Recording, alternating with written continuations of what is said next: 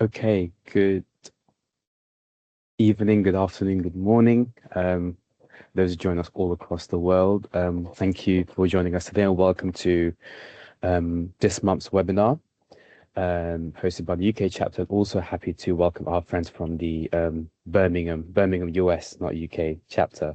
So it's a pleasure to have this co-hosted effort. And also, I'm glad to John, who's the chair of TC 3.6 in water treatment, who's a big technical player in this topic. And I'm glad to have John here involved as well.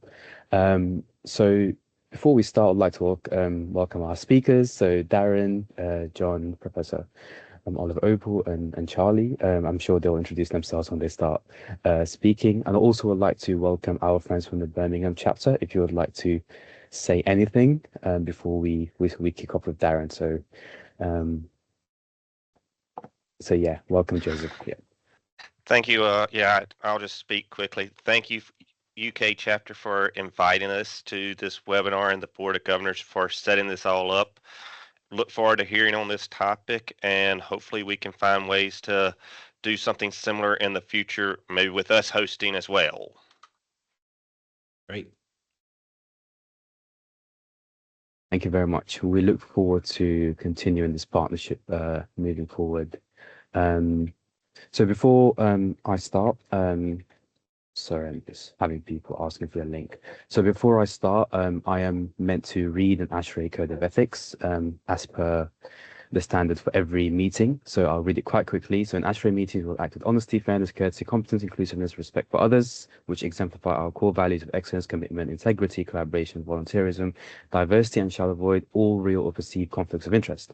Our culture is one of inclusiveness, acknowledging the inherent value and dignity of each individual. We celebrate diverse and inclusive communities, understanding that doing so fuels better, more creative, and more thoughtful ideas, solutions, strategies for the society, the community our society serves. We respect and welcome all. And I think this call embodies that quite well. So Darren, stage is yours. Welcome. Thank you. Well, I know I'm on a time limit, so I'll get straight into it. Thank you, everybody. Darren Wilkinson. I've been involved in water treatment now since 1997 in all kinds of facets, I suppose, but more so the last 15 years focused on hydronics. So I'm going to be talking to you about the things that occur in hydronic systems that most people don't even realize. So in terms of technical, I've actually laid this out somewhat different. So it will appeal to people without any kind of technical knowledge really in the space, but do come across bad water quality. So I've kind of tried to get some level of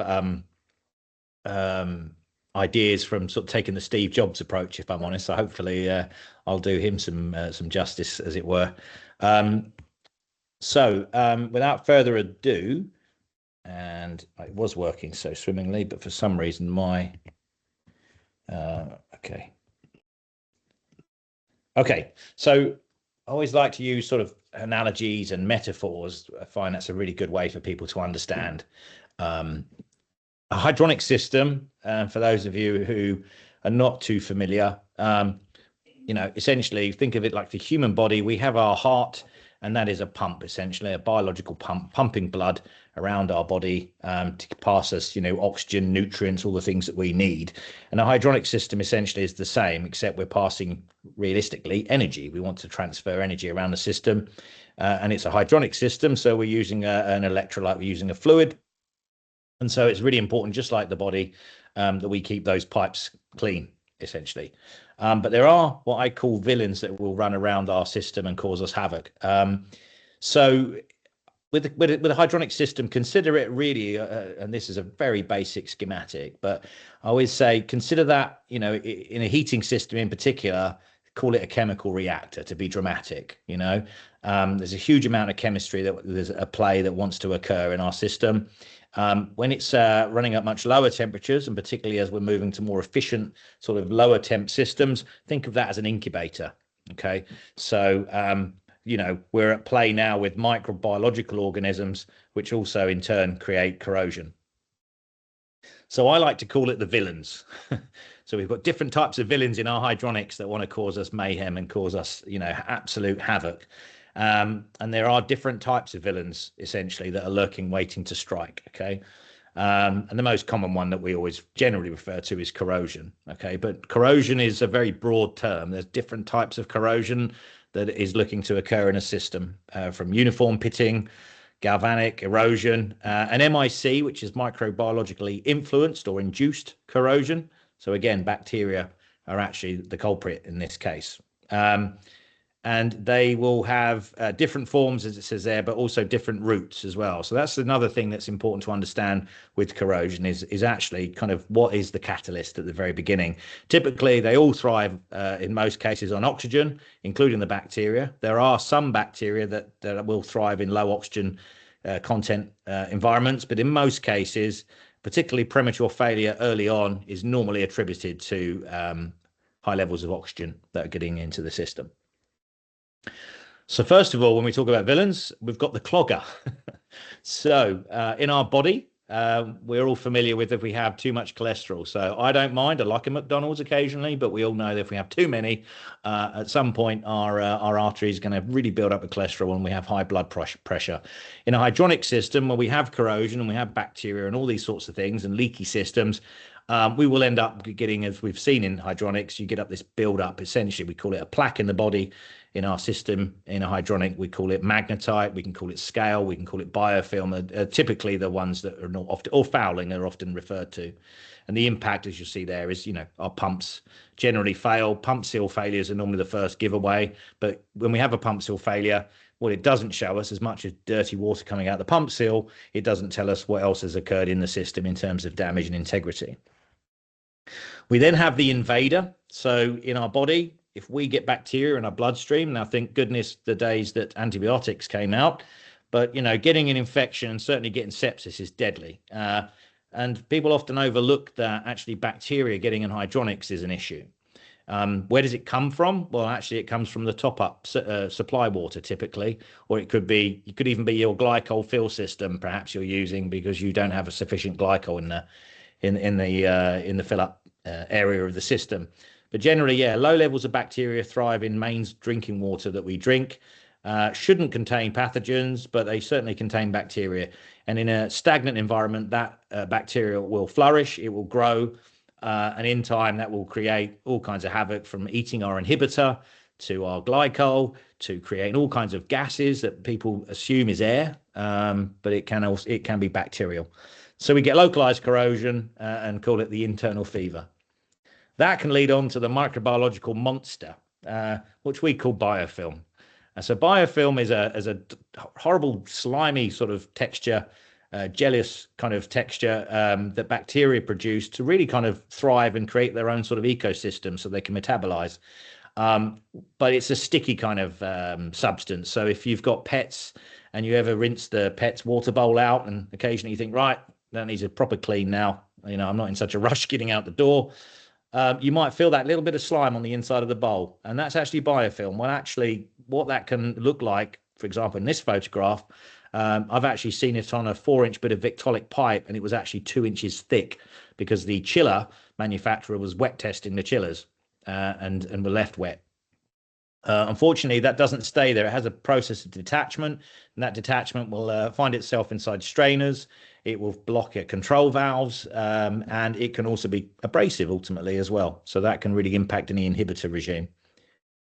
Another villain we have is the antibody. So in our body, in our human body, we have our immune system, but that can turn on itself. And when that happens, I think we all know it's really not good at all. In hydronics, we've got to maintain the right balance of chemistry and microbiology, essentially. So if we don't get that right, the system in turn actually does then become sort of a self-fulfilling prophecy of problems.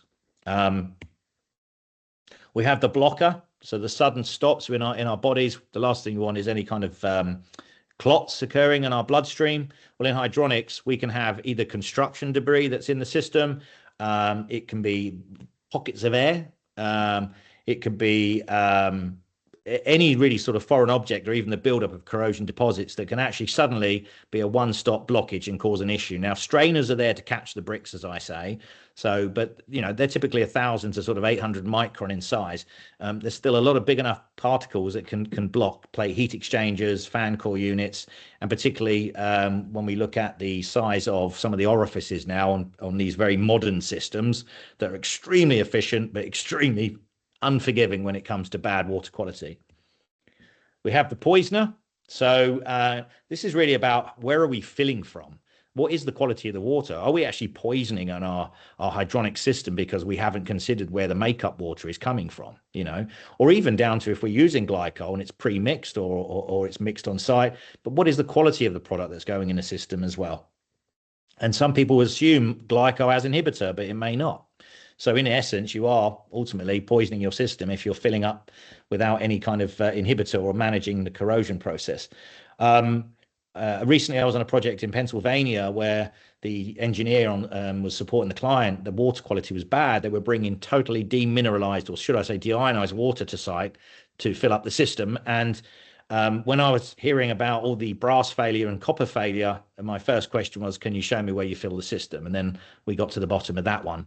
The bubble bandit. So essentially, we don't want air bubbles in our bloodstream. Okay, we're going to get an embolism, and that's really not a good thing to have. So any air ingress, this is where pressure in hydronic systems is absolutely critical. Maintaining the right level of pressure in your system. Have you even, you see some designs where the pressurization or the pressure vessel, should I say, pressure vessel has been incorrectly sited or incorrectly sized. And a lot of people like to put automatic air vents at high points, tops of risers. Completely makes sense. It's very intuitive until you don't have the correct pressure maintained in your system, or you have a bladder failure and you're drawing in massive amounts of oxygen. And typically, if you've had a good system that's suddenly having a major problem, it generally points to oxygen.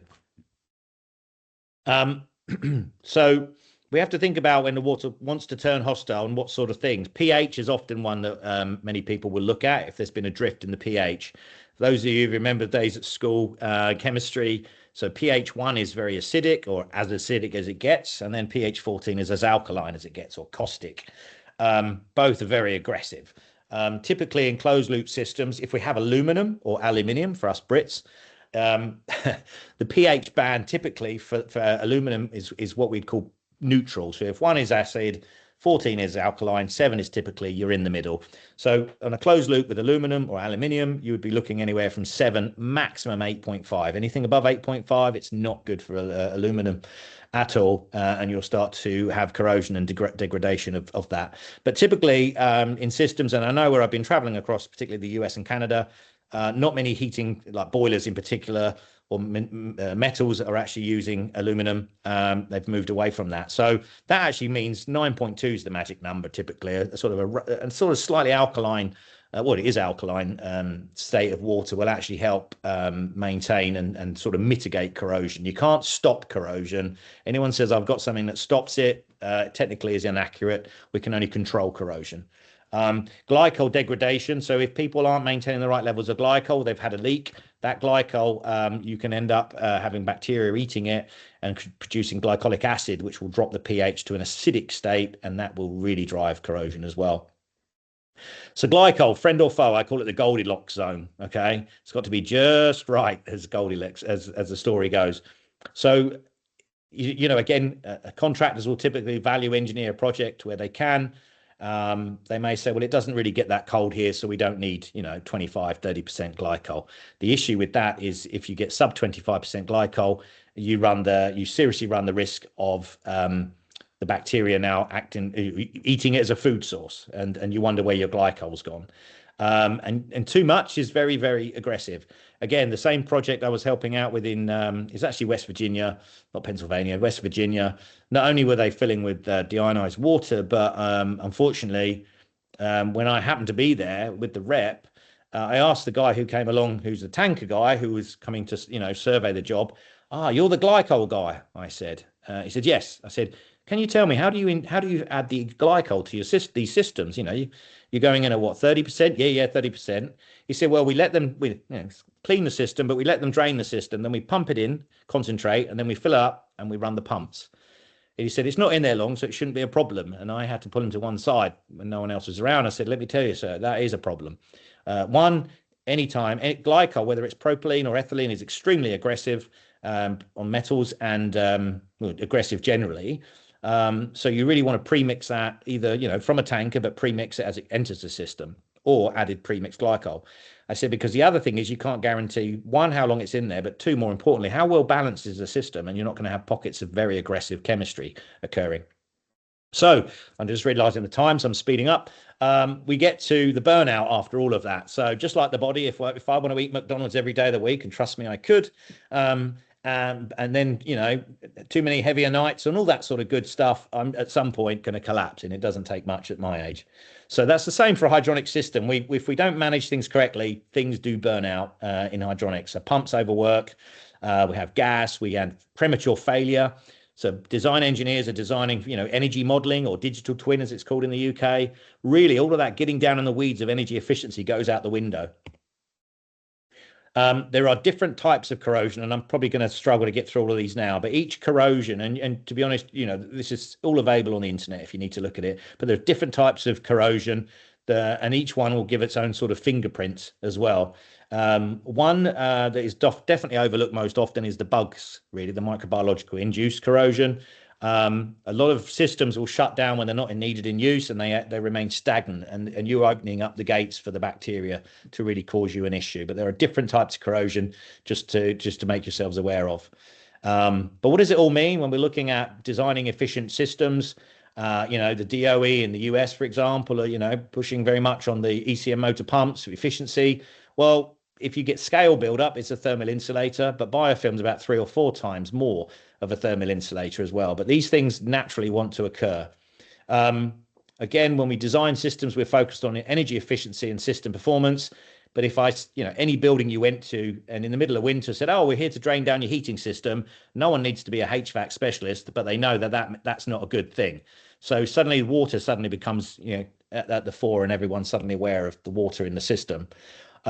This is what it looks like, just some snapshots ultimately, but yeah, it's not good. And pump seal failures are normally the first giveaway, but by that point, it's the other damage that you've not seen. 70 to 80% of premature failures are basically generally attributed to bad water quality. And that means that's why exactly you'll get manufacturers like boiler manufacturers and chiller manufacturers, if there's a warranty issue, typically the first thing they ask for is a water sample. And all that wonderful design, you could be losing 10%, and to be honest, even more than 10% energy efficiency. So as engineers, I suggest you think about this right at the front end. Are we designing systems to be clean? Are we adding flushing bypasses at terminal units? You know, are we putting a scope of work to make sure that those pumps, when that system is filled, those pumps are not turned on? Otherwise, where are we going to send all this stuff? Strainers get your bricks, but that's it. You still need to get your M&Ms, as I say, and you need to get the sand. You need to get the fine stuff. So having good flushing of the systems done is really, really key. And if you are using, like, you know, bringing chillers online, have they been wet tested? You could be introducing a load of bacterial issues into the system from the new equipment. Just something to consider. So good flow rates, proving those flow rates to move any heavy solids, catch it in the strainer. Anything else is typically done out through the flush or through filtration. Something that I never really see much of, and I'm always really a big promoter of, is any new project, make sure that you have a budget for changing out those pump seals at the very end. If you've used them for flushing and cleaning, you've really hampered the life cycle. So make sure you add in the budget that they are changed. You do not want leaks on systems. Leaky systems is a big no-no. It's a real problem. So we want to make sure we have good levels of water treatment in place.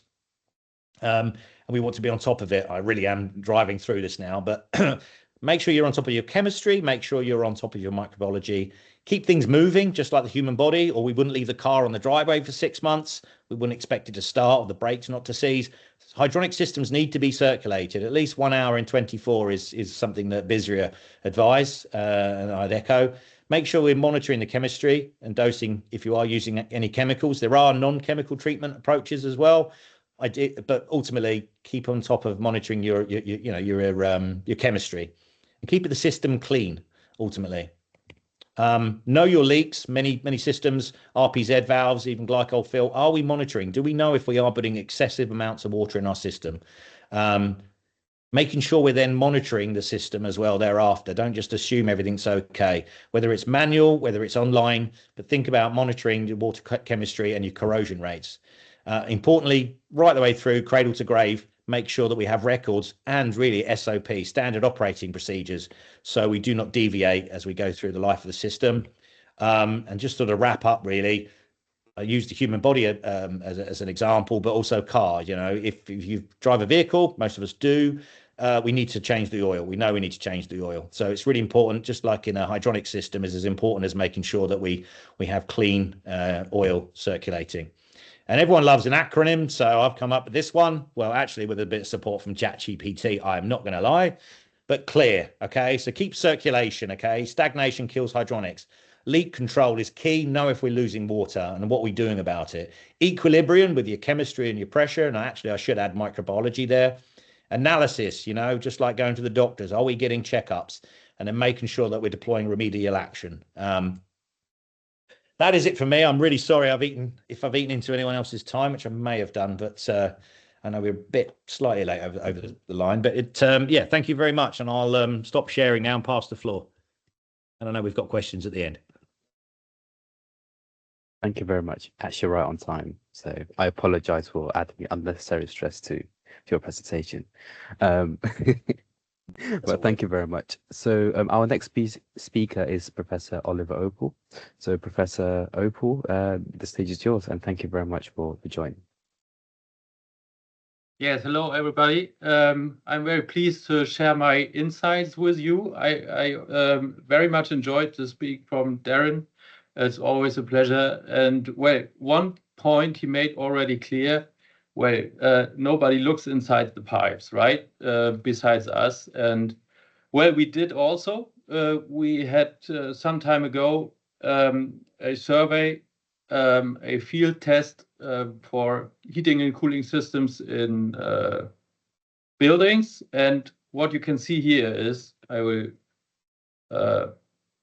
get my pointer running, that well, in heating systems, you have like a bit over 50%. It's a small number, but however, a bit over 50% are in good shape. Normal parameters like pH, conductivity, dissolved solids, right? Dissolved iron and particulate iron we analyzed here. But almost 50% are in bad shape or in a critical state, and even more so with cooling systems. So yes, I think we should talk about this, and I will share some insights on the mechanisms because, well, it might get a little bit chemistry side, but I think it's worth to know, and all of us know that it's not easy in the first place, but from my teaching, I did a little work on the understanding, and that's what I want to share with you in a nutshell.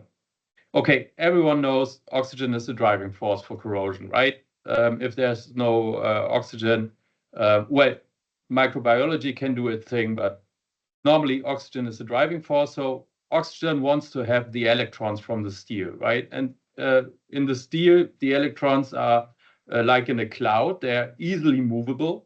So let aside passive layers and all these things, oxygen can just move to the steel and get his electrons, like 2 electrons per atom. But a O2 minus ion, right? Imagine an O2 minus ion, an oxygen atom with 2 more electrons. It is not stable. And so it's only stable if there's some H plus ions, some protons from the water to make it a stable OH minus, right? So stable hydroxyl ion. So that's what's going on there. And oxygen is first place. Oxygen gets the electrons from the steel, and the steel will polarize positively. The steel becomes positively charged. This is important to know because that's the secret behind corrosion protection also. We will come to that later. So what happens then? What happens next? Preferably at sharp edges where single atoms from the steel lattice are exposed to the water and not so much in groups from other metal atoms. There the positive charge concentrates, and well, especially at those edges, the Fe2 plus iron can leave the crystal lattice and move into the water. And now we did not want this, but the iron from the steel that makes up our system is in the water. The Fe2 plus iron, as you know, it's highly soluble. It's not colored. You won't see it, and it won't hurt the system at all. The Fe2 plus is completely safe. But of course, the corrosion current goes on, and more Fe2 plus is released from the steel. And well, the only positive thing is that the oxygen gets depleted, right? Oxygen is consumed, the OH minus is produced, so pH goes up, and that will stabilize the system. The Fe2 plus in solution is invisible. It does not form scales, and if the system is left at this state and oxygen is depleted more and more, then the system will stabilize, will go to higher pH from its own force, where the system will be in good shape.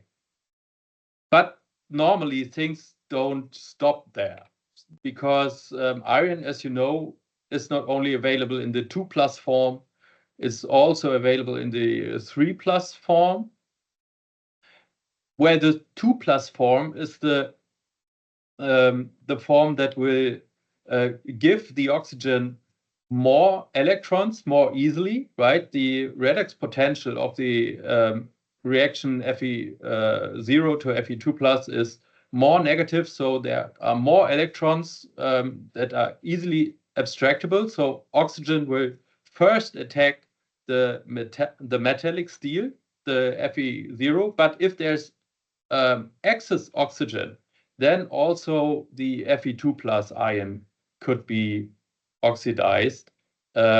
Oxygen is much more positive than this, and then the next course of reactions could go on. And what is it? The Fe2 plus in solution can be oxidized to the 4 plus to the 3 plus ion. Sorry. And well, the problem is the Fe3 plus cation is an acid, actually. It is so positive that it will destroy the water. It will abstract the hydroxo ions from the water, form this ferric hydroxide, the first solid phase. Actually, it will precipitate, but even more, it will produce protons again. So the pH that was going up through the first steps now will be neutralized again.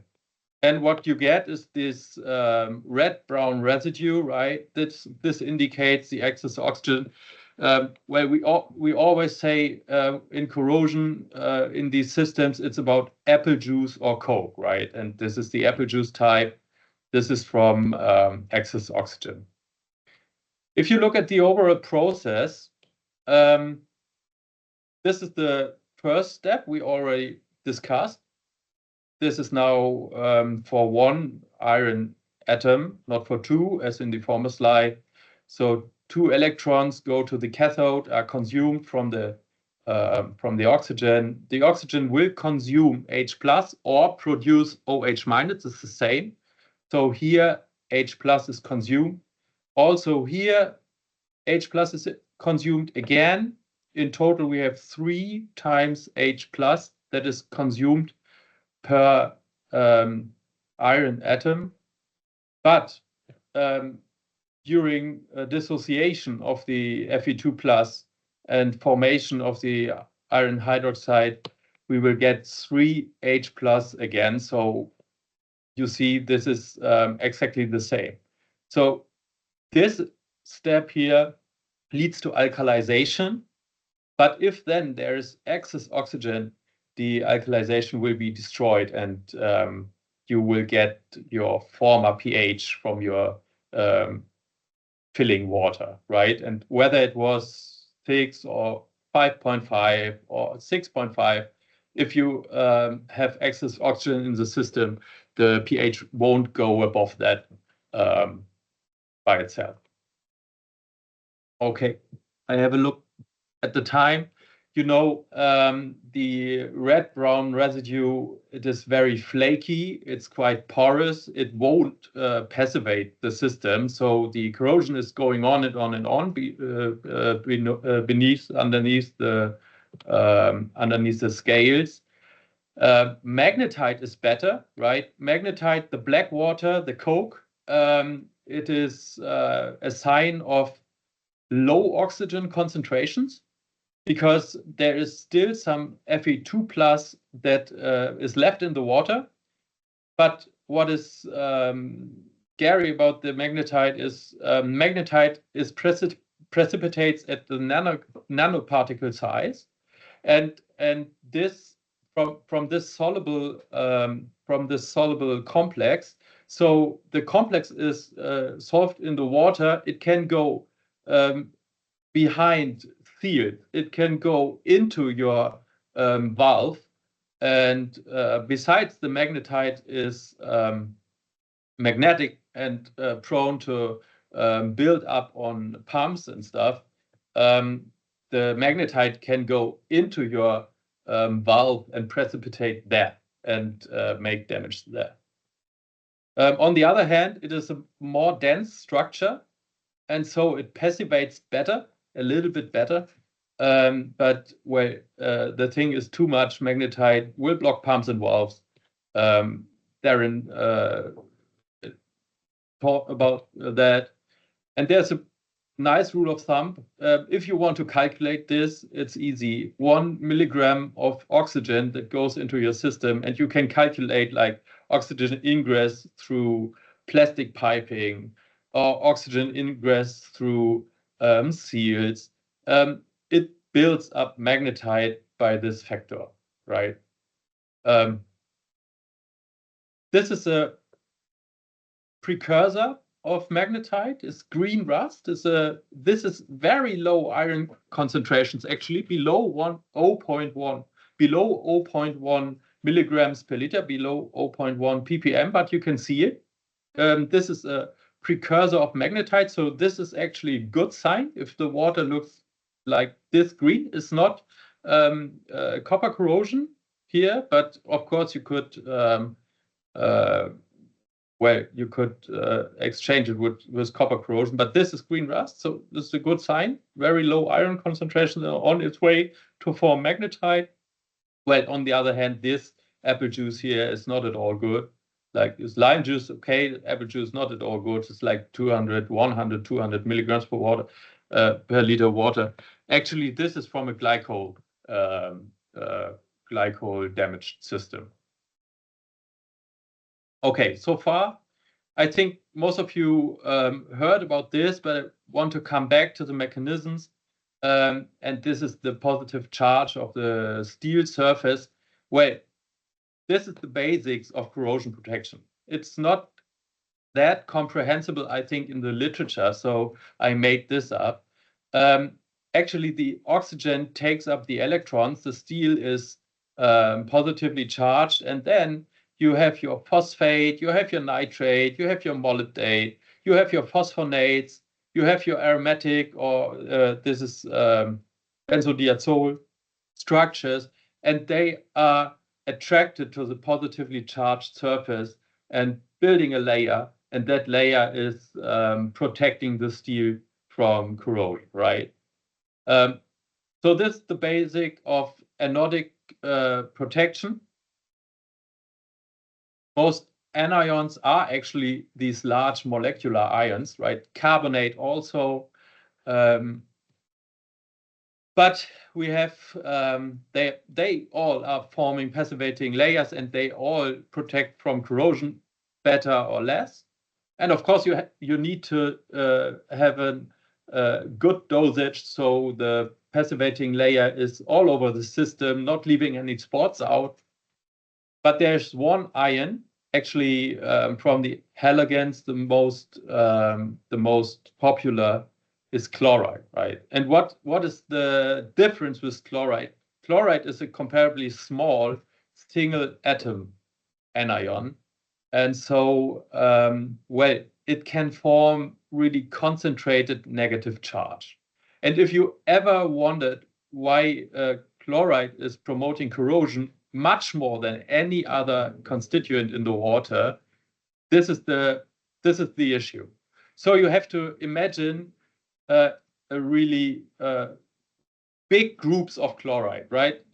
Depending on the concentration, it is like billions and trillions of chloride ions that are attracted to the positively charged steel. And now, if temperature comes into place, they begin to dance, right? And they are dancing all over the steel surface. And well, you know, if people dance, right, they can come together in really big groups. So statistically, like a million of chloride atoms can, by chance, come really close together, and such they can form really concentrated negative charge. And now, if you imagine stainless steel, this is chromium, and this is oxygen ions. They form the stainless steel passive layer. And now I only picked one chloride ion, but in reality it's millions and trillions. They sting into this passive layer like a needle, right? And well, how comes they bear such a highly negative charge, highly concentrated negative charge, that they destroy the crystal lattice of the chromium oxide that is forming the stainless steel passive layer. And below this, you have to imagine the oxygen was getting its electrons, and below this stainless steel passive layer, the iron ions are waiting for a charge to come out. So if the chloride stinks into there, the iron will come out like a small volcano of iron 2+, and you have a little hole there. This is the pinhole. And what is going on in the pinhole? You have a larger surface, and the chloride ions are going into there, into this pinhole, because they have a larger positively charged surface, and they continue to dance, but now not like in the open air festival, but like in the club, right? They run into the club and are dancing there, and of course they come denser and denser together, and the pinhole corrosion is going on right there at this spot. So far, so good. I wanted to share these insights now from our field survey.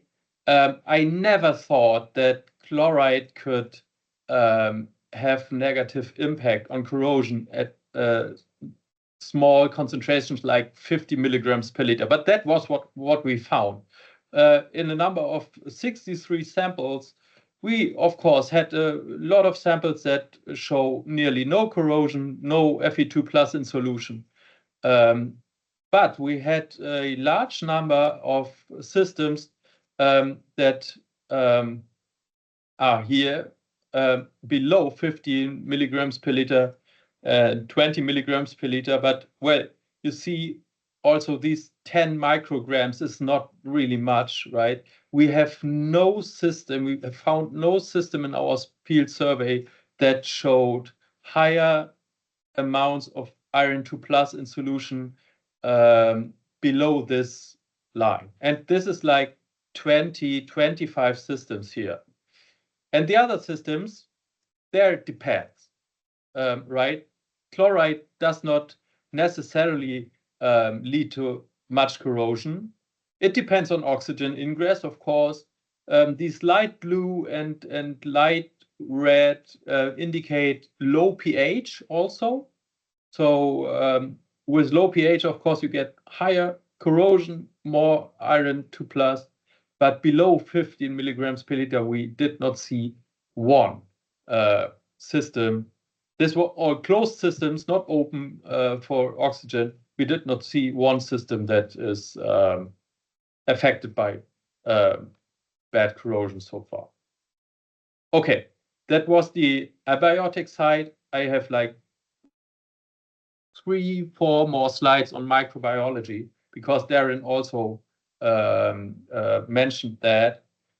We did a survey where we found 660 different groups of bacteria in these systems, 660. But we sorted them, and it depends on temperature, right? For each class, you have different groups at each temperature, but they all do the same. You have microbiology that is doing iron and sulfate redox chemistry. And of course, the sulfate reducing bacteria are one of the most important here. You have nitrate reduction and nitrogen fixation. Nitrate reduction can lead to ammonium and copper corrosion, and nitrogen fixation will reduce your pH, but only a little, like 0.5 to 1 pH. You have the biofilm formation, the house of microbiota, right? They are safe from everything when they are in this biofilm. And biofilm also can lead to pitting corrosion by local cells that they form, no even surface, but local anode and cathodic sites. And of course, you have the specialists metabolizing substances that other bacteria cannot digest. And I was calling those the bakery. They build up low molecular organic acids that other bacteria can easily digest. I won't go through all these microbiota, is German whatsoever. This is some nitrate reducing, iron oxidizing bacterium. We found it in every system we analyzed. The Pseudomonas also. Propionibacterium is a bacterium that produces propionic acid. And then this is a nitrogen fixator. The nitrogen fixation is also necessary. It's something like the flour for the bakery they produce, right? And well, Streptococcus is like they want to eat something, and they are in our wounds. They eat our organic carbon, but they also eat organic carbon in the systems. And the sulfate reducers, disulfotomaculum, desulfovibrio, they are not in every system because in some systems you used demineralized water, where no sulfur was present. But if you get sulfur into your system, then the sulfate reducing bacteria will form sulfide, and the sulfide can be oxidized by iron scales to elemental sulfur, and elemental sulfur is really, really corrosive to steel. And what is the bad thing? You can have a buildup of old scales, and also the sulfate will build up sulfide and will build up elemental sulfur. You cannot rinse it out of the system. You have to oxidize it and clean it chemically. So this is building up by time. The sulfate residues are not consumed by these processes, but are catalyzing the corrosion, and this leads to prolonged corrosion over time. And every time you feed up water maker water into the system and sulfate is in there, the bacteria will digest it, will produce more sulfur, and it will stick onto your piping surface and do its corrosion damage there. We saw like a succession of different microbiological processes there. This was right after the fill up of the system, and you see there's a lot of nitrate reduction going on there. First, oxygen is reduced, then nitrate will be reduced, and 1 year later, we will have the sulfate reduction. If sulfate is there, it's the last oxygen depot that you have in the system, and from that sulfate reduction, you will have these sulfur residues formed, and they are really, really bad to get rid of. This is really it's not as catastrophic as the glycol, but it's over time, the system becomes worse and worse, and you don't know where it comes from, right? If you measure oxygen, it's low oxygen.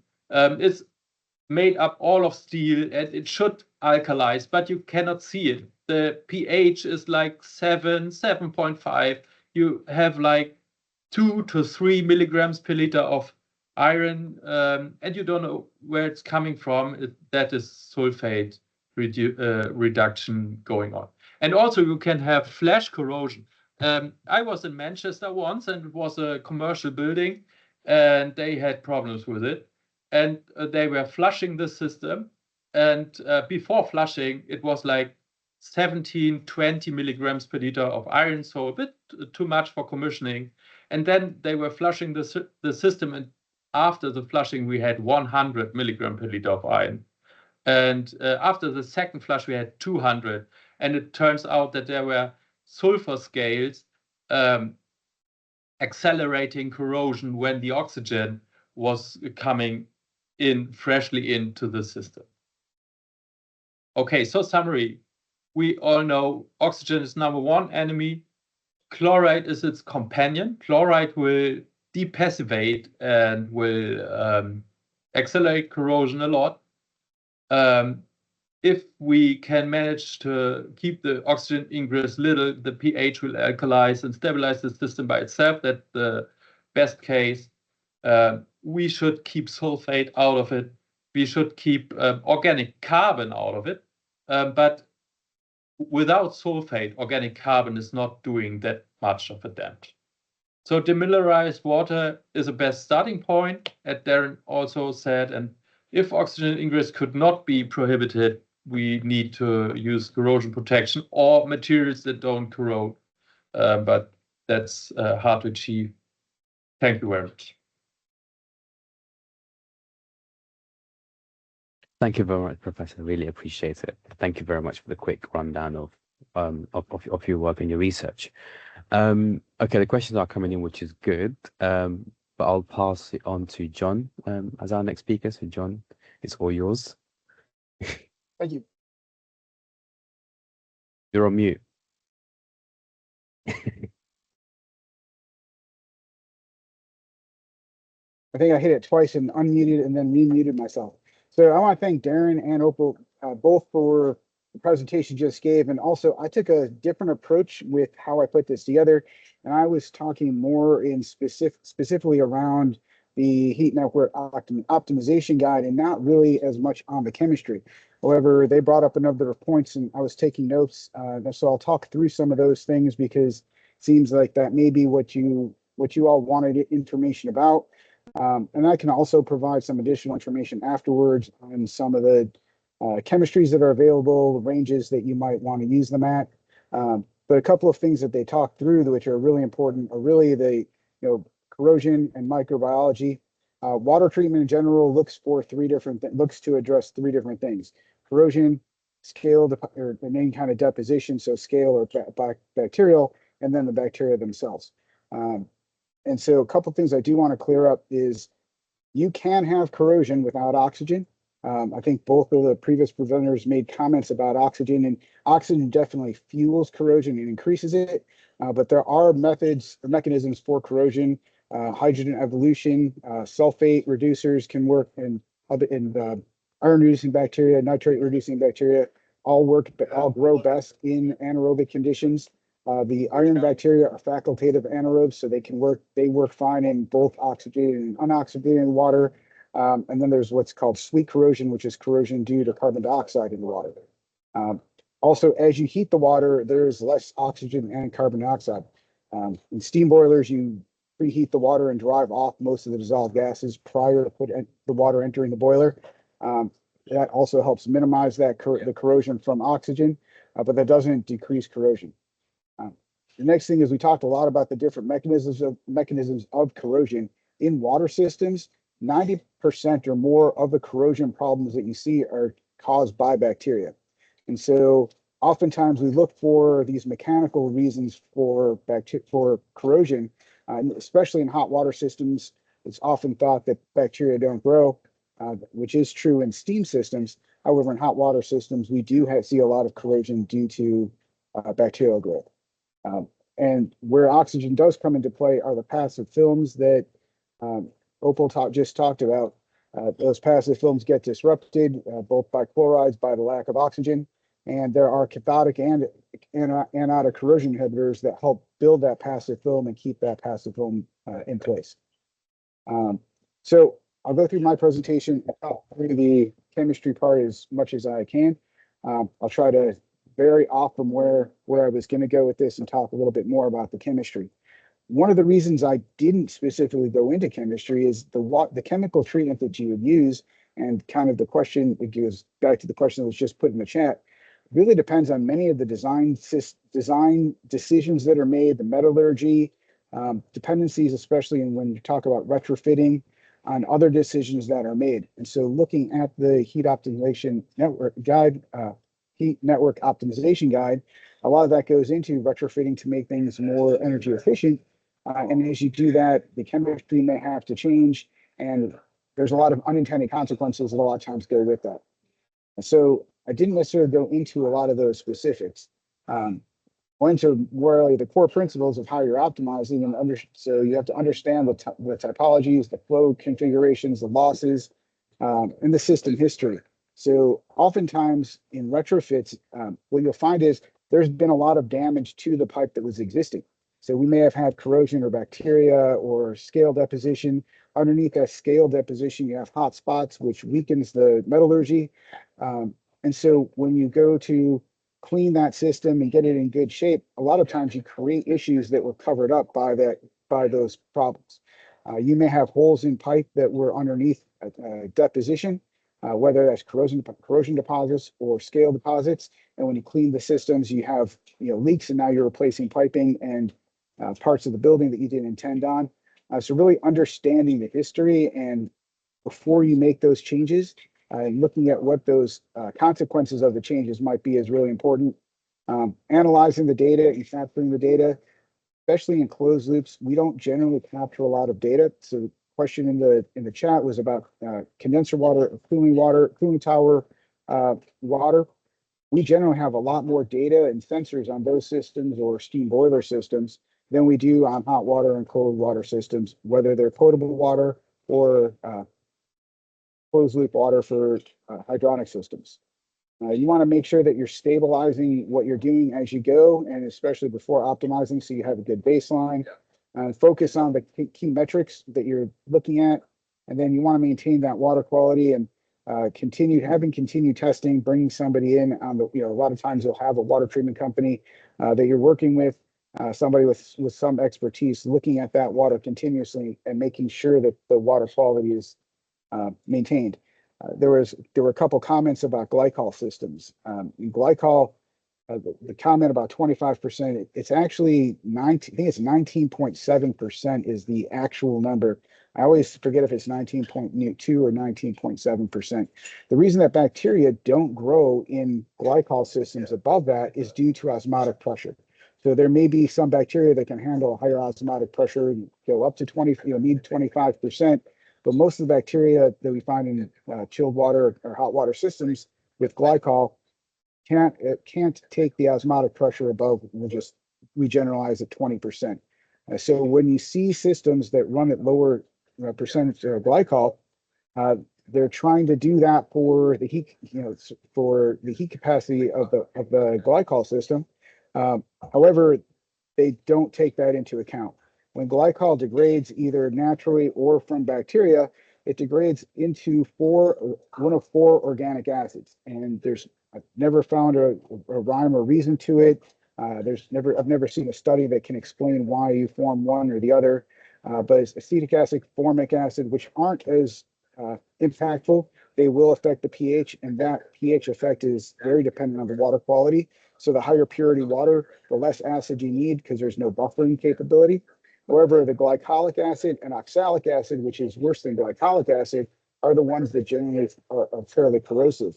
And the reason they're extremely corrosive, even at small concentrations, is because they're chelating acids. So it's not even the acidic aspect of those organic acids that's detrimental to the pipe. It's the fact that they're chelating, so they're actually pulling the metal off the pipe. And so generally you want less than 5 ppm of oxalic acid and no more than 15 ppm of glycolic acid, which are fairly low tolerances, but that's because of that chelating effect. All right, so when we're looking at performance in hydronic systems, we're looking at pH control, inhibitors, oxygen removal or mitigation, and then scale management. And we have different chemistries that we can use for all of those. When you're talking about potable water versus a heating water system or a cooling water system, you also have to take into account what is legal to add to those potable water systems. So the standard talked about 2-pipe and 4-pipe systems, heat exchangers or tanks versus on-demand heating, a couple of different options like that. So when you have this water that's going to your heating system being the same as your potable hot water, you have to be very careful that what you're adding to the water is also is also something that you can use for human consumption. Now there are corrosion inhibitors that you can use for that, and a lot of closed loop systems you would either use a phosphate or a silicate or a blend of the two. So you can't use some of the other chemistries that you might use, like a molybdate or a nitrite inhibitor, which you would generally find in a heating hot water loop. But there are corrosion inhibitors. You can add biocides. You have to, again, be limited to certain biocides. Generally, you don't want to use the non-oxidizing biocides in closed loops that have potable water. There are very few that are used they're allowed at a concentration high enough for them to be effective. So you'll see things like bleach or chlorine. You'll see chlorine dioxide, or you'll generally see a chloramine. Those are generally what you'll see in there. And if you have high bacterial contents, a lot of times they'll use something like hydrogen peroxide at a higher concentration to help clean up the biofilm. I mentioned oxidizing and non-oxidizing biocides, and you'll find those also in condenser water systems. Oxidizing biocides are the ones that you would think of as chlorine, bromine, chlorine dioxide, monochloramine. They are very aggressive chemicals that disrupt the cell walls. In a basic term, they basically eradicate the bacterial cell wall and kill the bacteria. Non-oxidizing biocides work in a completely different method. They are poisons for the most part. And just like poisons for human consumption, I don't know the limits in the UK, but in the US, you can have arsenic in your drinking water, and we do have arsenic in our drinking water. However, it's at a very low concentration, and you can drink that every day and never have a problem. For a poison to work, you have to have a high enough concentration in the organic system for a long enough time to kill the host. So for humans, I don't know the age of people. I used to use the analogy for a movie called The Princess Bride, where one person had taught him, or conditioned his body to handle the poison and put the poison in 2 different glasses, and one person died and the other person didn't because he had built up that tolerance. So you can actually build up tolerance to those poisons. However, you have to have that concentration, the minimum concentration for a minimum period of time for it to be for it to kill the bacteria or a human. So that's the way the non-oxidizing biocides work. So having one of those in a water system that's for potable water, that high enough concentration that you would need to kill the bacteria is going to be toxic to humans as well. So you would generally not see those in a potable water system. I also want to caution using those in non-potable systems, hydronic systems as well. It is a very common thing for water treatment companies to recommend non-oxidizing biocides. One called isophthalane is probably the most common. And the reason I caution people in using that is it's an expensive chemical. So from the water treatment person's perspective, I want to sell it to you because I'm going to make money off of it. You make a lot of money off of it. However, most, if not all, of the non-oxidizing biocides are organic chemicals, and so it's virtually impossible to kill every bacteria that you have in the water system. So if I add isophthalane or some other non-oxidizing biocide, I may lessen the number of bacteria that are in the system and reduce the corrosion for a short period of time. But I've also added a food source. So the remaining bacteria have the dead bacteria as well as the new organics that I added through the biocide as a food source. So while it will address the issue, it only will address the issue for a period of time until you have to add some more. So if you are going to have maintenance or downtime on a hydronic system, it is a great short-term remedy. Do that for 6 months or 8 months until you can take the system down. But going back to the analogy of the body, the best thing to do is to clean all of the piping, get rid of all of it, and then refill and retreat the system. Unfortunately, you can't do that in a human body, take off the plaque off of all your arteries, but you can do that in a hydronic system, and so I highly recommend that. You also want to look at things like dead legs. There's a number of mechanical things that are done to systems, both in construction, but more so when you do retrofits, and that's having uncontrolled bypasses, areas where you have low flow, dead legs in the system, anywhere where you don't have high flow, any chemistry that you're adding to it isn't going to get in there. Any renewed oxygen isn't going to get into those dead legs or very limited. And so then you'll have a lot of oxygen depleted areas where the anaerobic bacteria can form. And those are the ones that are, as Opal said, are more aggressive to the pipes. So you want to be very careful of that. The other thing, and you saw, maybe you saw this in the charts that Opal put up, is there's an inverse relationship between temperature and scale deposition. And so the cooling systems that he showed didn't have as much deposition as the hot water systems, especially the untreated ones. And that's because at higher temperatures, you're going to have less dissolved gases and you're going to have lower solubility of the minerals that you have in there. All right, so impacts of the, I might have missed ones here. Yeah, so reduced heat loss. You want to reduce heat loss by insulation. You want, obviously the lower turn temperatures that we talked about in the standard, higher efficiency, and you want to have continuous monitoring of the KPI. And with the number of sensors and things that are available today, it's a cost-benefit relationship, whether it's worth having a lot of sensors or how many sensors versus doing testing. But having some way to monitor what you're doing and manage the KPI is very important. So impacts of water chemistry in an untreated or uncontrolled system, you have high corrosion. Again, you have different corrosion inhibitors. They're going to form passive films. I believe Opal mentioned some of the cathodic inhibitors. They're both anionic and cathodic inhibitors that are used in water systems. The best thing to do is to have both an anionic and a cathodic corrosion inhibitor because you're protecting both of those sites. What you often see in water systems is aggressive corrosion at an anode, and that happens for a couple of reasons. Anytime the film is damaged in either the cathode or anode, you're going to change the balance of the ability of electrons to move through the metal. So if you have a passive film, or very frequently you'll see this on a painted or epoxied surface inside a system, when you get a scratch or anything in that epoxy or in that passive film, you have an anodic space that's available, but it's a very small anodic space and you have a very large cathodic space. So you're donating electrons to a vast area, all from a very small area. So you have much more aggressive corrosion at that anodic site. Higher temperatures, again, you'll see a lot more deposition at higher temperatures. Oftentimes the chemistry that you choose is dependent on the temperature that you're at and the water quality. There's a lot of talk about using deionized water, or you can use RO water, but high quality water that has low conductivity. When you do that, any kind of upset in your water balance is going to have a greater impact because there's less buffering. So generally in a non-potable system, we will have something like a borate in there that will act as a buffer and buffer the pH in that 9.5 to 10.5 range. So that's where in a non-potable system, you want to keep your pH in between 9.5 and 10.5 is the optimal temperature, or sorry, optimal pH range.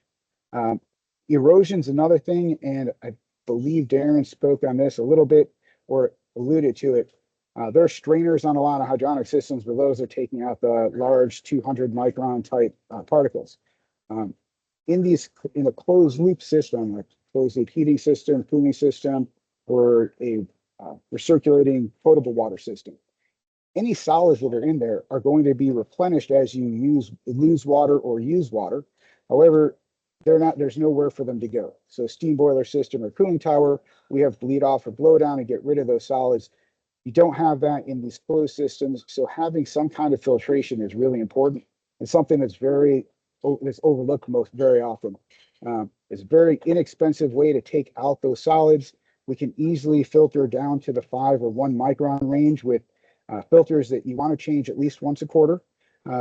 You look at the changing the filters based on pressure differential. However, as you clean your system or have cleaner water, they can go for longer than 3 months. I recommend 3 months because after 3 months, you do start growing bacteria on the filters, and then you're going to create problems for your system. So every 3 months, change the filters. It costs somewhere around $15 US, maybe 10 pounds, a quarter to change out those filters in about 10 minutes.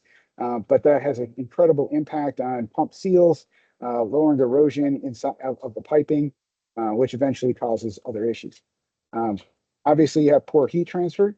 And I believe it was Darren mentioned energy efficiency with deposition and ranging. So for 1/16 of an inch of mineral deposition, calcite, so calcium carbonate deposition, you lose a little over 4% of the energy transfer across the pipe. When you have that same 1/16 of an inch of biofilm, it's a little bit more than double. So it's about 8.5% energy loss across the pipe. So having any deposition on the pipe in a 1/16 of an inch is fairly small, has a significant impact on energy. And when you look at why you treat with water or treat water systems with chemicals, there's really 2 reasons. You want to extend the life of your equipment, and you want to save energy. And when you look at increasing cycles of concentration, which is the mineral concentration in the water as you evaporate water from the system, the key aspect there is, I'm losing my train of thought. Key aspect there is still the energy, not the water, not the chemistry. So as you save energy and save water and save chemical, the dollars that you're saving, now, aside from the environmental impact, but the cost of that to the system operation is insignificant in relation to the cost of the energy. Energy is about 89% of the cost of operating these systems. So you're talking about 9% in water and chemical. Chemical is like 3% of that. Energy is really the big one. And in boiler systems, it's even larger. In boiler systems, it's somewhere around 97% is energy. So really looking at how you're saving energy is extremely important. And the other side of that is equipment and asset life. If you have to replace a piece of equipment after 20 years instead of 50 years, again, there's a huge cost associated with that. So the cost of the chemical treatment is really saving energy and making your equipment last the lifetime that it's supposed to last. And that's both the piping system as well as a boiler, a cooling tower, hot water heater, whatever that might be. So if you optimize the system chemistry and have it stable, which is very important, if it's changing all the time, that's when I would recommend putting some kind of monitoring on there and automatic feed so you maintain the chemistry at the right levels and stabilize it. You get the lower return temperatures, you get better energy transfer, you balance flow, which is important for pipes. extended system life, better heat transfer, and lower likelihood of waterborne pathogens, both in evaporative systems as well as potable water systems. And I know that the regulations in the UK are much stricter than they are in the US for things like Legionella. I did want to mention also on the glycol systems. One of the big problems that I've seen from a hydraulic perspective with systems that use glycol is designing the system for the right concentration of glycol and not changing from them. So systems that are not designed to have glycol in them, and you add glycol, let's say 25 or 30%, it is much more viscous, much more difficult to pump. So your pumping efficiency isn't there. A lot of times the pumps can't maintain it, so your flow rates go down. That impacts the rate of heat transfer and the temperatures. So making sure that the system is designed for the chemistry they're using, especially with things like glycol, extremely important. And so retrofitting, that's something to think about and look for. Make sure that the system is designed to handle the fluid that you're using. All right, so applying this to utility and hydronic systems, so potable water or non-potable water, you have to get the data and water analysis. You have to evaluate options, and when you evaluate the options, think about the treatment that's being used now and beat it for the future. Pumps and pump efficiencies. One of the things that was not in the guide was the use of VFDs on pumps to maintain water pressure and flow rate. VFDs are extremely good for energy conservation, as well as maintaining the water characteristics that you want in the hydronic system from a mechanical perspective. And then filtration and insulation. Again, that's highly important, especially depending on the metallurgies that you use and the heat transfer rates through those pipes, the lengths of the runs and things like that. Implement what makes sense from a financial perspective, monitor, and then refine it.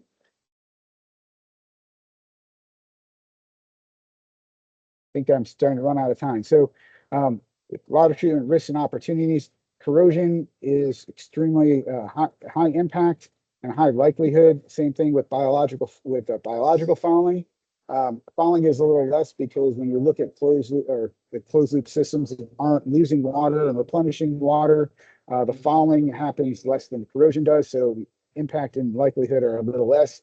But they definitely have a high likelihood and considerable impact on those bypasses that are left open or closed with water in them, dead legs and things like that. So you want to make sure you get rid of those. All right, so practical steps and KPI is audit the water quality and treatment. Incoming water has a huge impact on this. Also, the incoming water quality, does it change? So whether you have water that's provided by a city, well water, surface water, those all can have very consistent water chemistries. I live in the Chicago area. We get water from Lake Michigan. It is extremely consistent. It has been virtually the same. I mean, less than 1 ppm different in components over the 34 years that I've been in water treatment. However, there are cities that pull from multiple wells, and those wells can be very different. If you're using surface water from rivers, that time of year can have a significant impact on the water quality coming into the system. And so you need to look at that and adjust your chemistry for the water quality, map out the flow, prioritize the quick wins.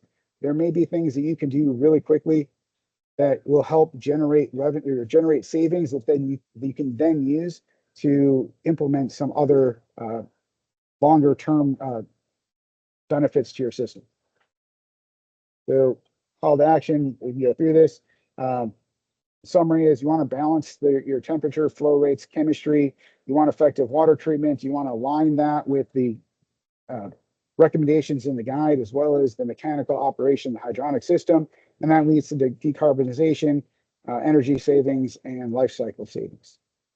So a couple of discussion points, and I don't know how much time we'll have for discussion. I have to apologize. I'm gonna have to leave. I may have to leave a little bit early to catch a flight. But looking at what controls and what treatment and what impact that can have, realistic delta T targets, define the metrics, what are barriers to either data collection or implementation, and then adopting the guide to the principle, to other applications that is really more about potable water and small heating and cooling systems, but adopting that to steam boilers and cooling and condenser water systems. And then I'm just going to go through and make sure that I didn't have any other notes that were important options to talk about. I think I'm good. So thank you all for inviting me to do this. Really excited to be here and be happy to come back and give a more broad, focused presentation on cooling water, or boiler chemistry, or any other topic that I can. Cheers. Thank you very much. I think it just shows my mismanagement because there's a lot of content here that requires quite a lot of time. So I think we have substance for a part 2. So thank you very much, John, and safe journey. Thank you. No problem. Thank you very much. Charlie, thank you very much. And the stage is yours. I think your talk will follow on from John's anyway, so it's quite a natural follow-up. So yeah, yes, I think, welcome, Charlie. Thank you, Paul, pretty well. I'll just take control of the screen. Cool, can everyone see that? It's loading. Ooh. Yes. Yep. It's there. Up. Yeah, thanks to Darren, Oliver, and John for their really useful presentations. Actually, I really enjoyed having time to talk just about the fundamentals of it and just about the technical issues and just about how we apply that in an optimization environment. I'm going to change gear again slightly. So I'm going to talk today about incoming standards for water quality and heat networks in Great Britain. Because there's some context around incoming regulations of heat networks in Great Britain, which actually makes this quite an exciting topic. As an introduction, I'm Charlie. I'm an engineer at Fairheat. We're a UK-based specialist consultancy, and we focus exclusively on heat networks. I'm also a co-author of TS1, and this is the heat network technical standard, which will uphold the incoming regulations in Great Britain of heat networks. Before this, I worked in the optimization and retrofit design of existing heating systems. This is both for residential systems, but also for non-residential systems. Oh, sorry, my timings have... Incidentally, I'm also a graduate from Oxford, so it's nice to have a familiar face in the room from the Zero Institute as well. Today, I'm going to talk about some context before just jumping into, from a standards point of view, what we're trying to solve from water quality and heat networks and the kind of situation that we're in. And then I'm just going to provide a very quick outline of some of the incoming standards for water quality. It's worth noting that there are quite a few other technical standards which will be adjacent to water quality. I'm not going to have time to talk about all of them, but hopefully today will give a kind of direction of travel and an indication of what will be coming in for Great Britain. I appreciate this isn't totally relevant for everyone in the room, but hopefully it will be a useful discussion point of how Great Britain's doing it compared to other nations and other countries. So in the UK, we're at a really exciting point where decarbonising heat is something which is on the radar, and heat networks being seen as a key part of that. So at the moment it's estimated that around 12,000 existing heat networks in the UK.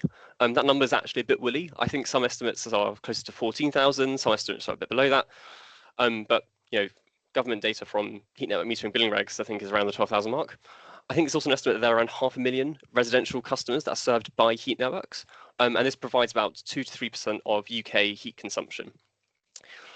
The UK government's heat network market framework is having ambition for heat networks to provide 20% of UK heat by 2050. And at the moment, it's estimated that I think there are around 50,000 heat interface units, which are the connections that are residential connection, which connect the communal heat network or the district heat network into a consumer heating system, are being installed each year, and that's from the BSE HIU test standard that makes that estimate. Heat networks are going to be regulated pretty soon. So the idea is that there are introduction of these regulations which aim to give heat networks a comparable regulatory footing to electricity and gas, so being effectively a regulated utility, and Ofgem will be the regulator of these. There are many parts to the income regulations. One part of it is the Heat Network Technical Assurance Scheme, or HNTAS, and alongside consumer protection, alongside things like zoning, HNTAS will be setting out the technical standards that heat networks must reach, as well as setting out how compliance with these standards is demonstrated. So this is both for a designer or a contractor, what they need to be doing, but also how an assessor checks against those. And Fair Heat is the technical author of HINTAS, alongside our partner GemServe. As part of HINTAS, a new heat network technical standard, or TS1, has been developed, and this will become the primary technical reference point for HINTAS.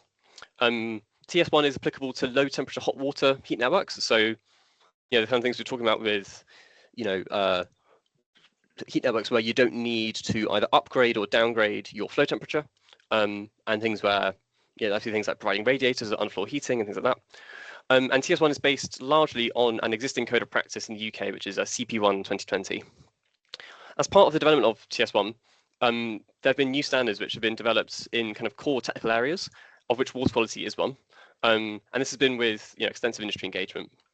And as well as other things like insulation and things like operating pressures, a key aspect of these new technical requirements has been water quality. So where are we in the UK? I think actually we've had some really good examples before, but water quality is commonly observed as being one of the most common root causes of detrimental failure in heat networks. And obviously we've had really fantastic explanations of the fundamentals behind this, but kind of being very simplistic about what these key drivers are. Often it can include things like high dissolved oxygen, like microbiological proliferation or biofilms, inappropriate pHs, things being too high or too low, conductivity being too high or too low. Obviously, that's sensitive to what kind of system you're adopting, and that can be things like driving galvanic cell reactions and accumulation of dirt and debris throughout the system. These are just some of the things that we see which can result in some of the bad things happening over here. Where obviously a heat network, which we see loads of heat networks which perform very well at handover, and then perhaps a decade later are in actually not a good position. And water quality is sadly one of the main reasons why we observe this. So there's a need for water quality management, and this is kind of broken down into four. Over the life cycle of a heat network, it's principally due to things like inadequate management of water quality whilst the network's operating. So are you checking through either sampling or continuous monitoring how your water quality is doing? But actually before that, we do find that before operation, actually poor installation and commissioning practices. There was mention earlier of operating pressures not being as high as they can be for some parts of equipment like automatic air vents. And some relatively simple practices during the installation commissioning phases can actually result in quite significant water quality implications. But of course, this is all backed up by design. And if your design's off the wrong foot, then you're in trouble, because by the time you get to installation, by the time you get to commissioning and subsequent operation, if a poor design decision's been made, it's very hard to rectify that in a way which isn't costly or isn't overly disruptive. And obviously this is all built on a backbone of making sure that planning is done so that such that a proper design can get put together in the first place. In the UK, there is actually a range of literature which provides some really good guidance for water quality. So this is a few BISRIA guides, such as BISRIA BG29, which focuses on pre-commissioning cleaning, as well as BG50, which focuses on water treatment for closed systems during operation. As well as a German standard which is referenced quite heavily in the UK, because at the moment there doesn't seem to be an equivalent, which is VDI 2035, and this focuses on heating systems which actually adopt a ultra low conductivity, ultra low dissolved oxygen, very low mineralization route. And in the UK, these are kind of seen as three of the main sources of literature that we pick up, and where this technical content is already covered in literature, TS1 is TS1 is adopting these.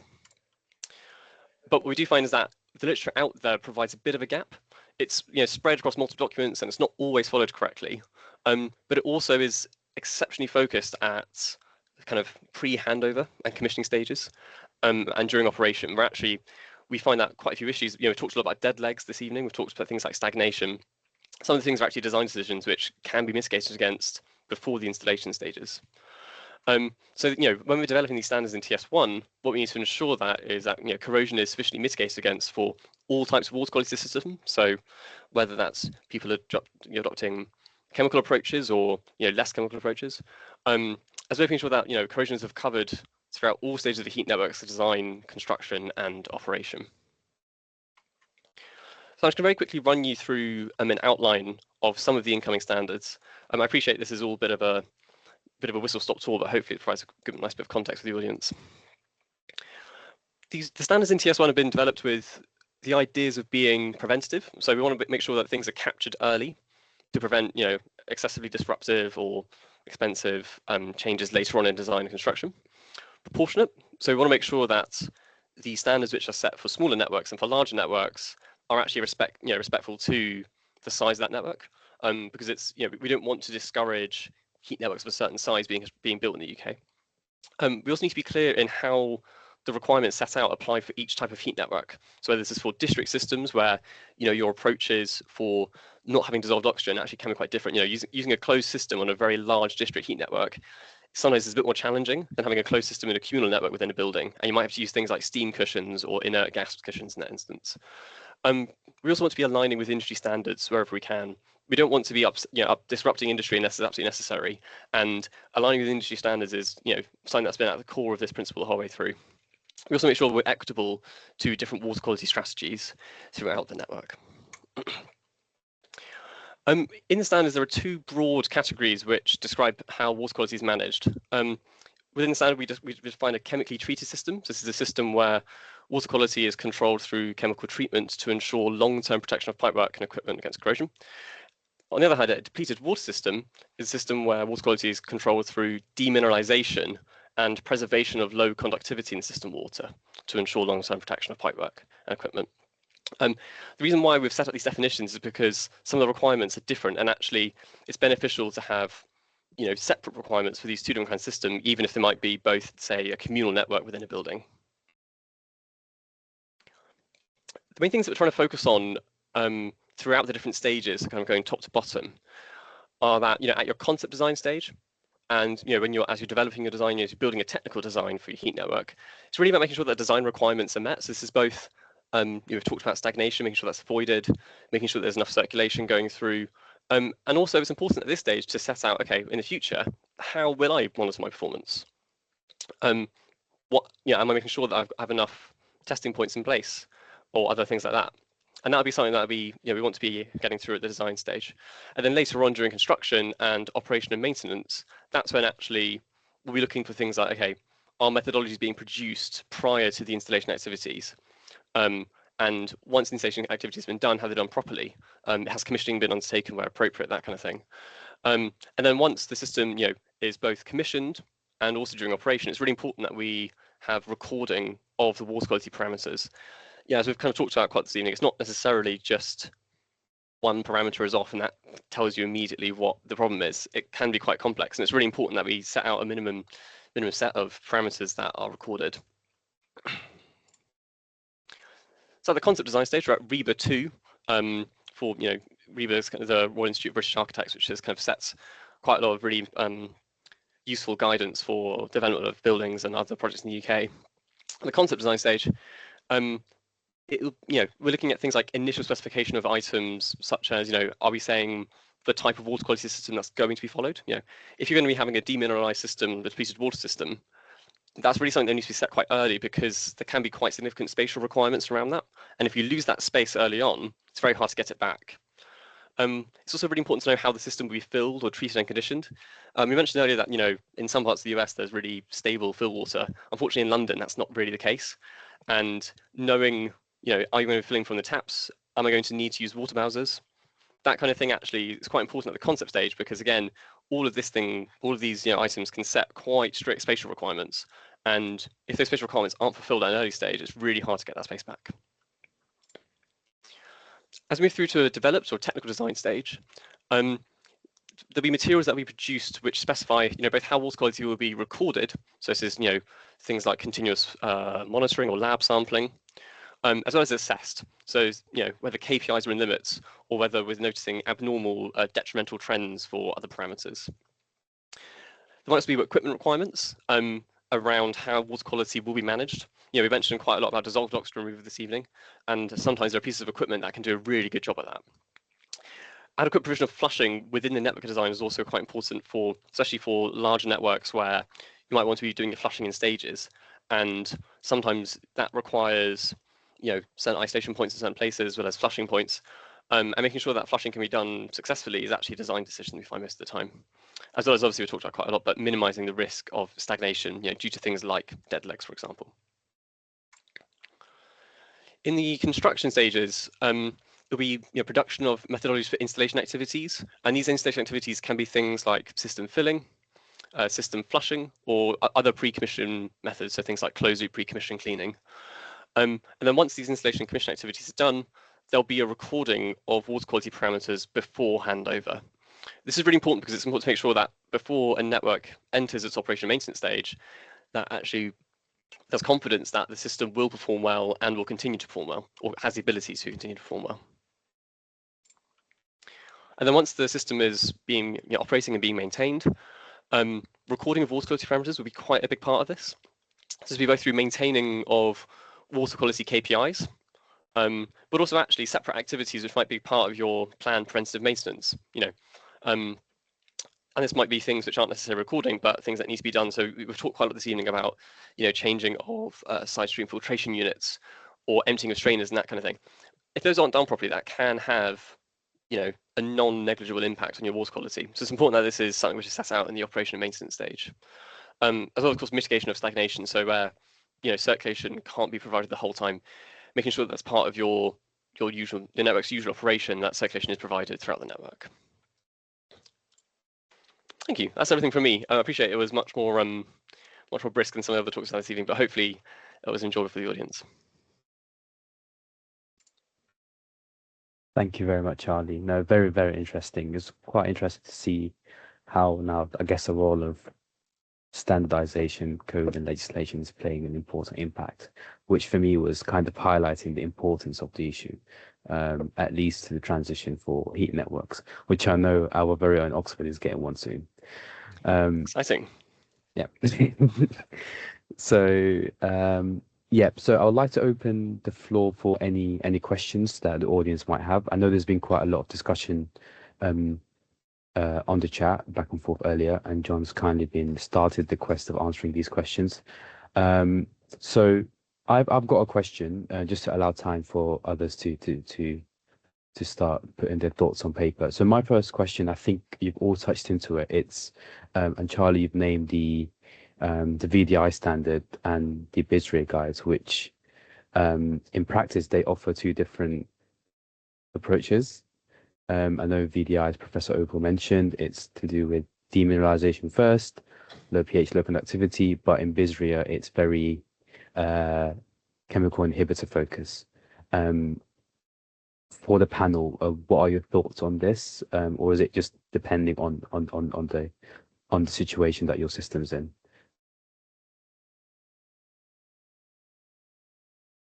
You ask me? Yeah, okay. I think I should direct it much easier. So yeah, I'll start with you, Professor, because you're probably aware of both.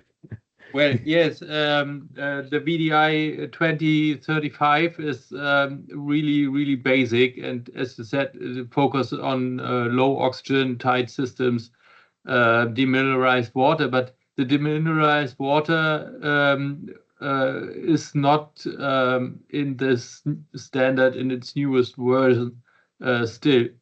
So it now just focuses on low oxygen, actually.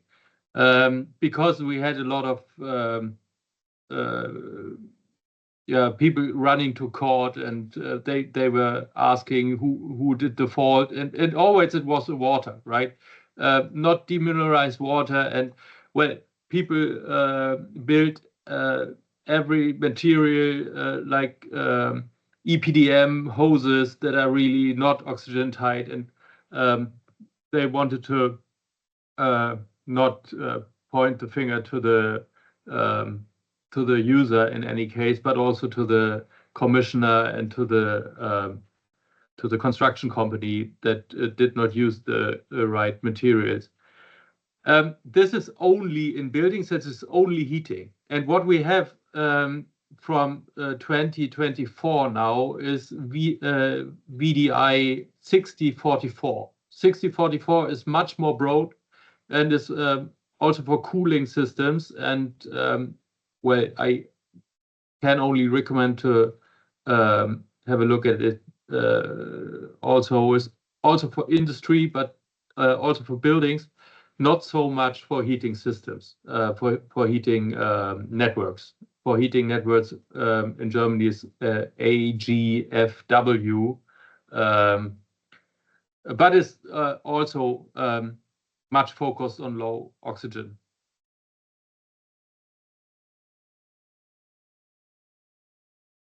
No, thank you very much. Thank you very much. Darren, Charlie, any comments on this? Yeah, I think it depends a lot on. Yeah, I don't know how many in the UK. I'm not sure how many transitions we've seen from one to the other. But I think that both are. Yeah, I think we're starting to see more VDI systems come through. I think culture in the UK historically there might have been more of an approach towards chemical, but I think both of them are proving to be. I think both of them are both proving to be effective ways of handling water quality in the UK. Yeah, I know Darren's probably better than me answering this, but I'm mainly because we've been driven by the BISRE guides, which are historically industry-led. I think from a government perspective, academic perspective, we haven't really had anything before that. So maybe that's why. I don't know, Darren's probably more equipped than I am. No, I totally, echo what you say there. I think that really resonates for sure, because I think, it's the old classic, isn't it? That, people don't like change. So, and it takes time to change, and nobody wants to go first, the early adopter or adopters stage, as it were, early adoption. So, I mean, I've had these discussions before. I think any approach, so long as you have an approach that, is a proven, ultimately for the benefit of systems and their efficiency and longevity, provided it's deployed correctly. It's just like selection of HVAC equipment, and if you don't maintain it, it's not going to work. And unfortunately, water quality is almost, if we treated it like that, as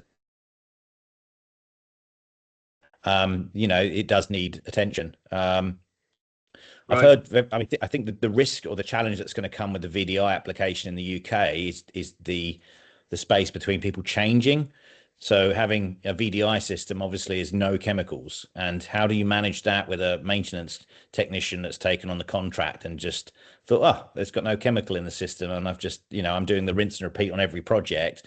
So there's the awareness is the challenge, I think, of being absolutely clear. Unless we've got these systems and boilers labeled like, do not put chemical in my system, with big lights. I think that's the challenge as well. But, speaking with people in industry, both work.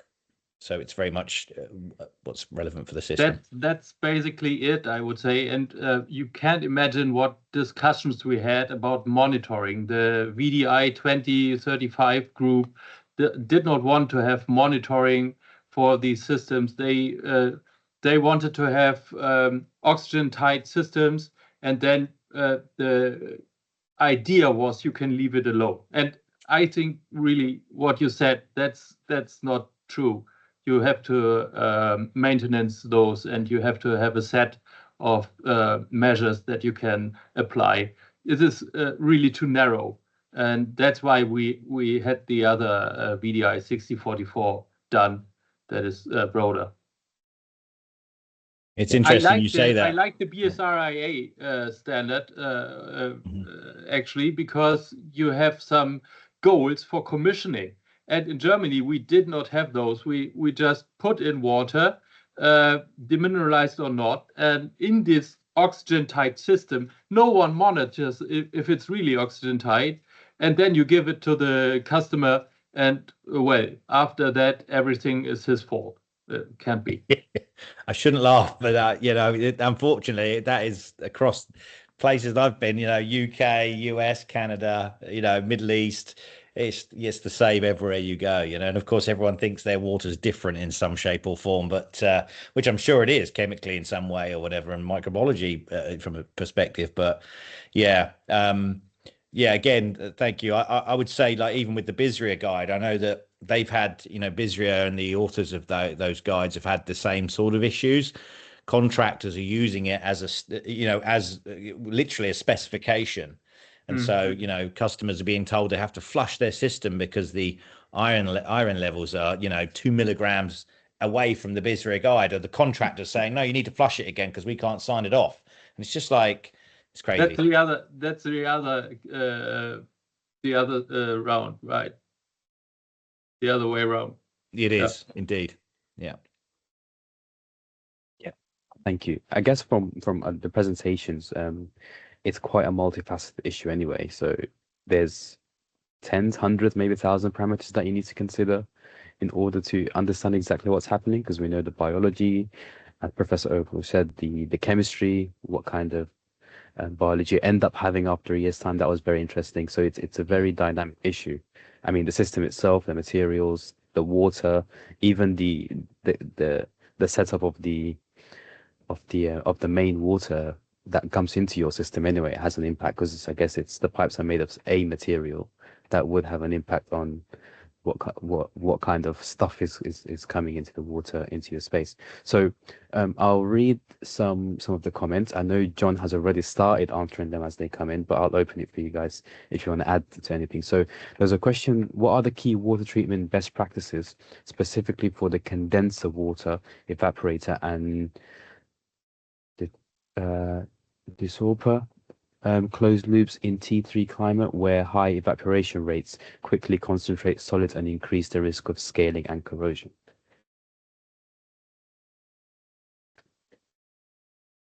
So we're talking open evaporative, I'm assuming, if I understood that correctly. Yes. Yep. So yeah, I mean, typically when for myself, and I'm obviously going, I suppose I've chose to go first here. That they almost treated like two different animals, closed loop hydronic versus an open loop, because you have the ability to manage through bleeding the conductivity. So you're managing two things, aren't you, in a cooling tower? You're managing obviously prevention of microbes through things typically like bromines, and then you're obviously having to have your inhibitors as well, typically ones that work well in the presence of oxygen. Sorry, just go back to the very question again. That was about the solids. Again, what was the question? Sorry. What are the key water parameter best practices specifically for the condenser water evaporator, high in a climate where high evaporation rate quickly concentrates solids and increase the risk of scaling and corrosion? Okay, yeah, I mean, typically you'll find those sorts of systems are using softened water in any case. So the minute you're not using softened water on an evaporative cooler, you're probably going to be into some level of trouble. The only thing I'd say there is just to be mindful of how well that's operating. Sometimes, I mean, water softeners do regenerate, and they use salt water to regenerate, and then they rinse. So you may need to think about a control strategy for double rinsing or something. So there's no risk of adding sort of salty water in your system, but softened water. And then you're managing, it depends on where you are. I mean, I don't want to get too much into that because it's quite litigious, and different states or different parts of the world have their own parameters. I would check what the code is for the area that you're operating in. There will be a code, or there should be, because those kind of systems, they're known for Legionella risks that come with if we're not managing those kind of systems. So in terms of the actual physical parameters you're looking for, I'd suggest check with the local code. I'm thinking, if I may add to this, I'm thinking about conductivity, right? Because you could just measure conductivity and maybe use desalinated water to put water back in the system. You can do on the conductivity side. I mean, that's why they bleed these towers, as I understand as well. Is when the conductivity point gets too high, you run the bleed and you bring the level down, because obviously you're adding things to the water. Even if you are using desalinated water, you are adding biocides in particular, as well as potentially obviously corrosion inhibitors. Yeah. Okay, so we've got a hand up. So Abdurrahman, please. Yep. Welcome. First, thank you very much, Dr. Rams. I would like to explain more. I mean here for desorber generator for lithium bromide absorption killer. This process consists of 3 loops, closed loops, generator steam loop for in tube side, steam, saturated steam, in the shell side, lithium bromide solution, which consists of waters and lithium bromide salts. And this type of killer, used for air conditioning, especially at the zone T3, the climate, dry climate and low relative humidity. So my question here is that these three loops, difference loop in one process. The first loop for steam loop, it will convert from steam, saturated steam to condensate waters. This is closed loop. The second loop through the cooling tower, but closed loop. It look like evaporative condenser. Also closed loop for the condenser cooling absorber as a condenser. The third loop, this for the chilled water loop, closed loop also. And the main risk, according to our experience, the main risk facing us for this process is the corrosion for the closed loop. For the cooling system loop, the risk normally being in the scaling, outside fouling and scaling. And as well as the process, the internal process, the shell side of this killer also use water as refrigerant and the lithium bromide, which injected by inhibitors and alcohol. Yes, I need the best practice for this side for water treatment, dosing on load for these three loops, as well as seasonal cleaning. Thank you.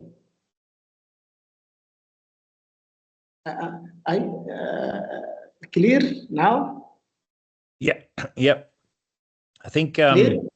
Yeah, I think so. I think to answer that though, probably would be better offline, and just to get the information you've got, just a bit more devil in the detail. I think if we're trying to give some advice on, I mean, ultimately you've got sealed systems, and obviously Professor Appel may be best placed to answer this because you've got the different dynamics of what each system's operating at, temperature, pressure, understanding those sorts of things.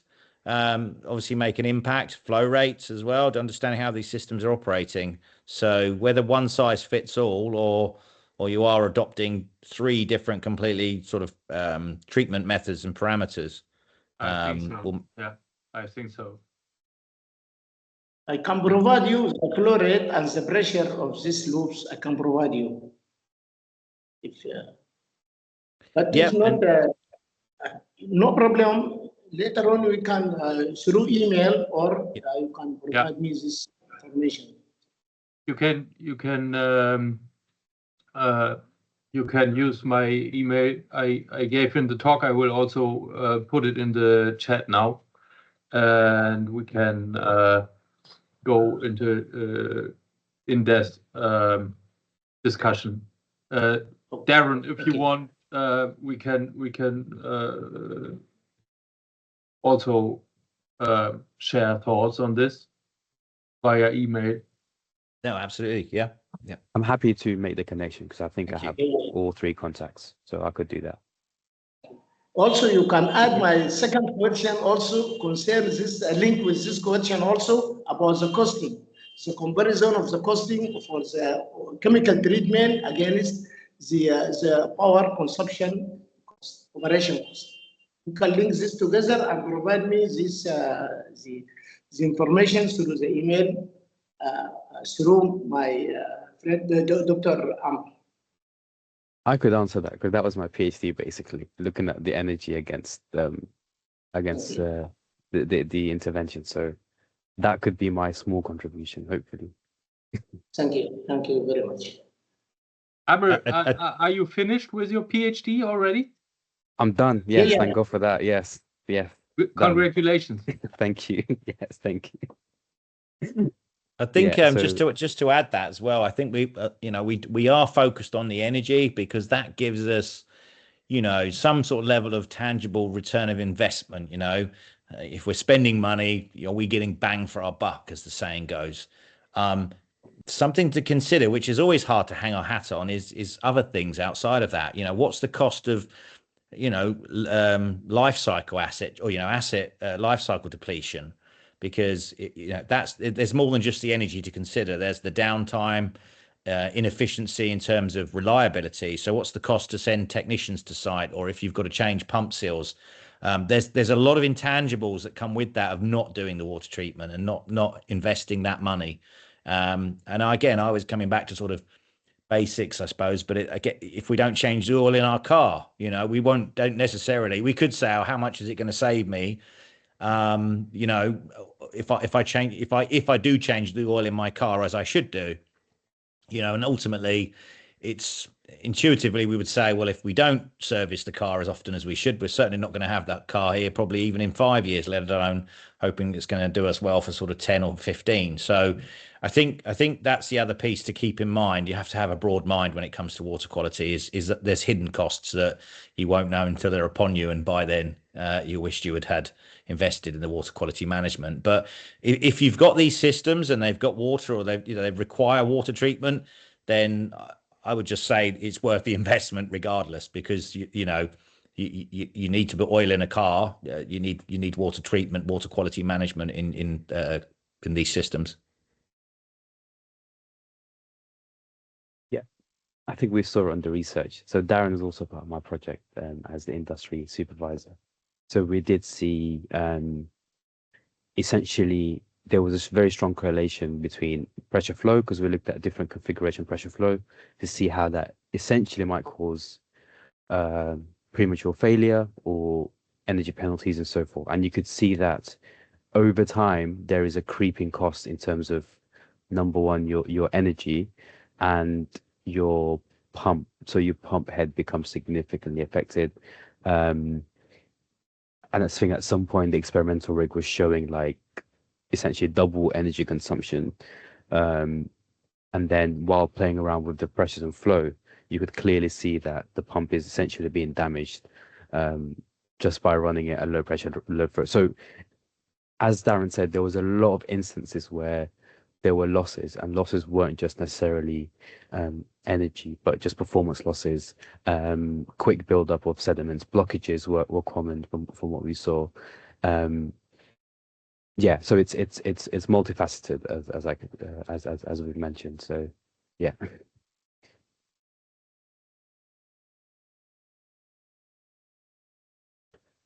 Perfect. Brilliant. I don't see any more questions. So I think in the interest of time, we could conclude here. So thank you very much. This has been incredibly informative. I apologize for cramming a lot of valuable info in such a short space of time, and I promise you we'll have a follow-up to this. So thank you all for joining. I'd like to also invite our friends from Birmingham, Alabama, USA, not to be confused with Birmingham, UK, to say a couple of words. And thank you to our speakers for your time and information. Thank you. Thank you, Amr, for the organization. It was a pleasure. Thank you. Good evening. No worries. Perfect. Yep. Have a good evening all. Thanks so much. Take care, guys.